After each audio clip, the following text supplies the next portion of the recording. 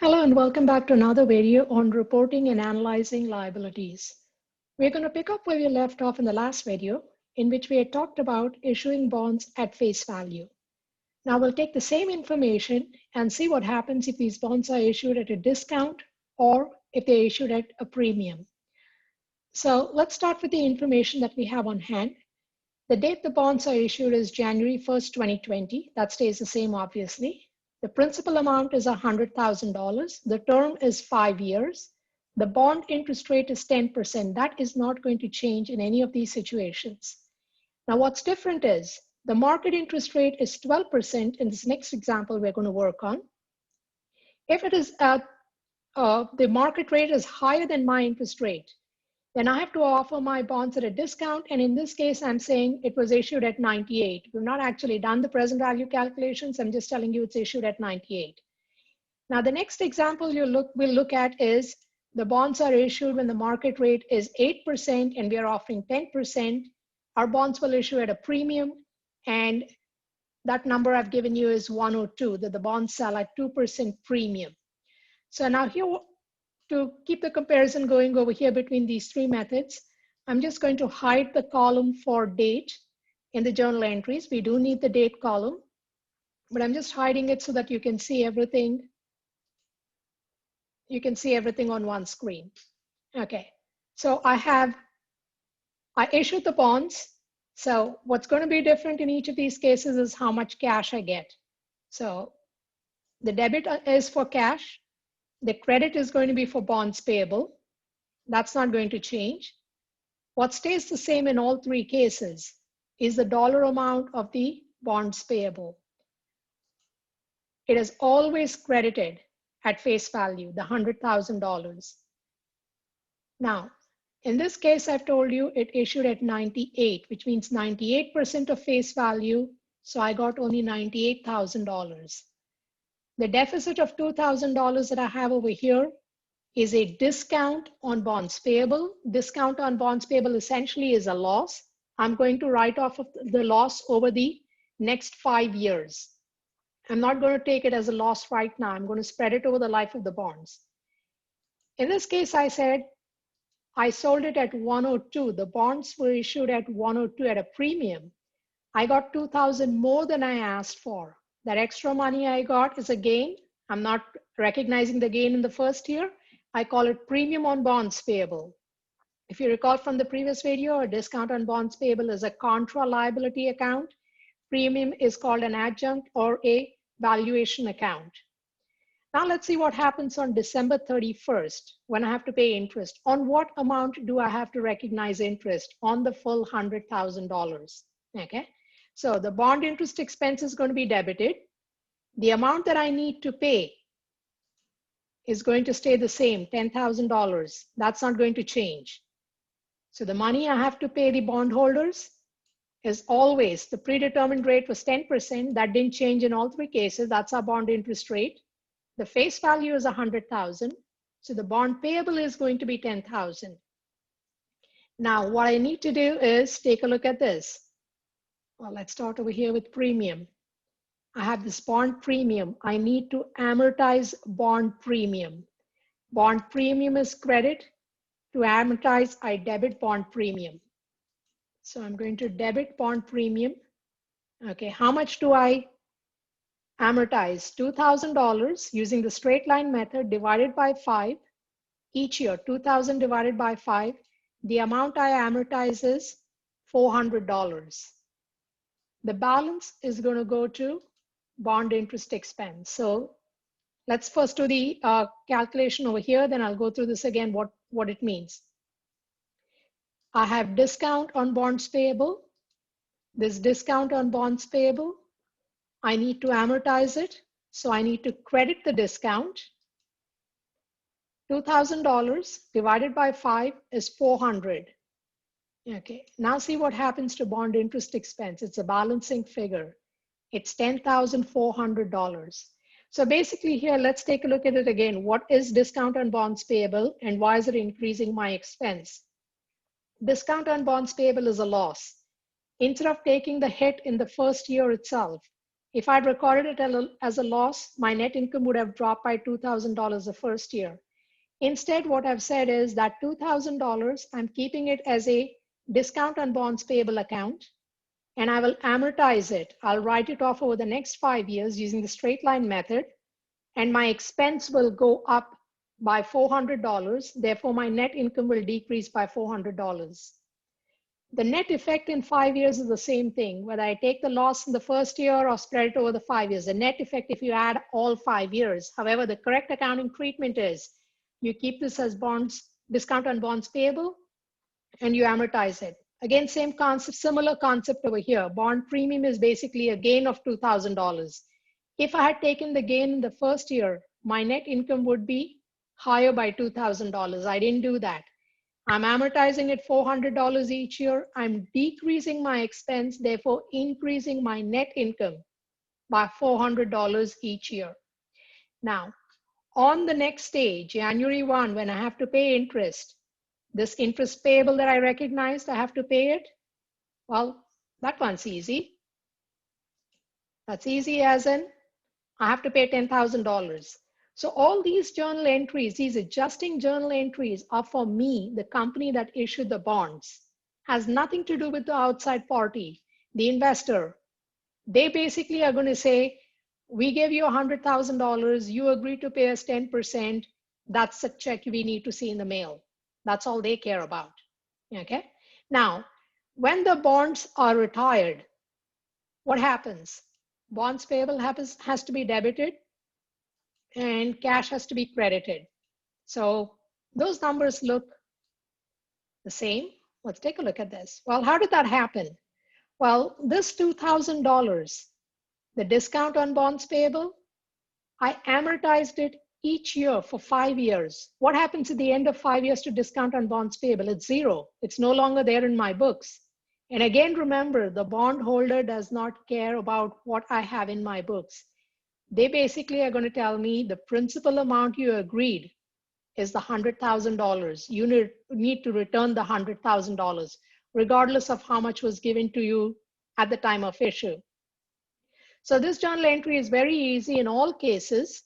It's going to be bonds payable debit, cash credit at the exact amount, okay, the $100,000. Now, let's take a look at what happens if we redeem the bonds ahead of time. So it's the same information, early redemption at 101 on January 1st, 2023. So I don't have the column for date over here, so let's not worry about that. It's the same date. So bonds payable debit, and I'm going to skip a line, skip 2 lines actually, and write cash credit. How much is the bonds payable? Regardless of when I repay it, when I say I'm repaying it, it's a full $100,000. Okay. I am paying 101, which means I'm paying $101,000. Okay, that part is the same as in the previous case. Now, before I rush to recognize this $1,000 loss, I have this discount on bonds payable that I need to deal with. I had $2,000. The $2,000 I was writing off at the rate of $400 per year. Anything that's not written off when I'm returning the money, when I'm closing the bond payable account, I need to close the discount on bond payable also. Remember, it's a contra liability account. It exists only in relationship with that liability. So if I'm taking the liability off my books, I need to take the discount on bonds payable off my books as well. Discount on bonds payable has a debit balance, so I'm going to credit discount on bonds payable. So the only question I have to answer now is, what is the unamortized amount? I was amortizing at the rate of $400 per year. Writing off, amortization means writing off $400 per year. It was issued on January 1st, 2020, at the start of 2020. So all of 2020, 21, and 22, 3 years have gone by. So $2,000 I have amortized for 3 years. The unamortized portion is 2 years remaining. It's a 5-year life. Okay, $400 per year, which means I have $800 in my account that's still not amortized. Okay, Now the balancing number is going to be my loss on redemption of bonds payable. So my loss on redemption is 1,800. Okay, so if you see what has happened over here, I told you discount on bonds payable is a loss. We were not going to recognize a loss right now. We said when we issued the bonds, we were going to spread it out over the life of the bonds. Well, the life of the bonds is ending right now because I'm returning it. So that $800 has to be recognized as a loss right now, which is why my total loss on redemption is 1,800. Let's do the same thing if the bonds were issued at a premium. Once again, bonds payable debit is 100,000. Not going to change it. Okay. Cash I'm paying right now, again, is 101 because I said I'm redeeming at 101. That part stays the same. Now, in this case, the bonds were issued at a premium, which is a gain of $2,000. I said I was going to recognize a gain over 5 years using the straight line method. 2,000 divided by 5 is $400 per year. Again, on January 1st, 2023, I have 2 more years remaining, which means 2 more years of premium that is unamortized. So I first take care of that. And now I'm going to recognize the gain or loss in this transaction. So what happens? I still have a loss on redemption, but see what happens to that loss number. It drops to 200 instead of $1,000 because I had that gain of $800 still sitting with me, and I'm going to recognize it all of it right now. So the net effect is still the same thing. On the net income number, the effect is going to be the same. Okay. Now, let's take a look at if they were redeemed at 99. The bonds are redeemed at 99. So we are looking at the discount or if they issued at a premium. So let's start out with what stays the same. What stays the same is bond payable debit. What also stays the same is how much cash we are paying in this transaction. We are paying 99,000 because the bonds are redeemed at 99, 3 years after we issued the bonds. Again, I have two years of discount on bonds payable that has to be written off. Okay, I'm doing that right now. Just as I've done over here, that doesn't change. Similarly over here, bond premium. I had 2 years bond premium remaining with me. I write that off. Now the balancing figure. Am I short on the debit or the credit side? Now over here, what you will see is we are short on the credit side, which means it's a gain. The gain on redemption is $200. Here I said it was $1,000. That gain dropped to 200 because I had that $800 still sitting with me. Discount on bond payable was a loss when I issued the bonds. So now I'm going to close that account. So what you see over here is what I had as loss on redemption of 1,800 changed to gain of 800 because I managed to pay off the liability at less than face value. What happens over here? We'll have more good news over here. So let's take a look at our balancing figure. Our balancing figure is $1,800 gain. Okay, so the gain is 2 parts. The first part is I'm settling the liability at $1,000 less than face value. I managed to buy it back from the market at $1,000 less. And I had that $800 unamortized premium still sitting with me. The premium was a gain. It was unamortized, so I'm amortizing it now all at one time, and I have a total gain of $1,800. So once again, lots of information over here. Always start out by identifying this basic information on top. What dates are very important? What date did you issue the bonds? What's the face value? What's the life of the bonds? And then this is very important. What's the bond interest rate and what's the market interest rate at the time of issue? If you're given the bond issue price, as in this case, I told you it's issued at 98, 102, 100, whatever it is, you already have that number. In some cases, you may have to calculate it. And after that point, it becomes very easy. You just need to know the first year's journal entries. The rest of them become very easy. You just need to keep a track of this discount or premium that you have in your books. How much of it is still unamortized? If you keep it for the entire life of if you keep the bonds all the way through the end and pay it off at the very end, that discount or premium is going to disappear from your books because you've completely written it off. If not, if you're repaying it early, always first check how much discount or premium is still unamortized. That's the number that you need to close down over here in this journal entry. And then the gain or loss is the number you're going to plug into the journal entry.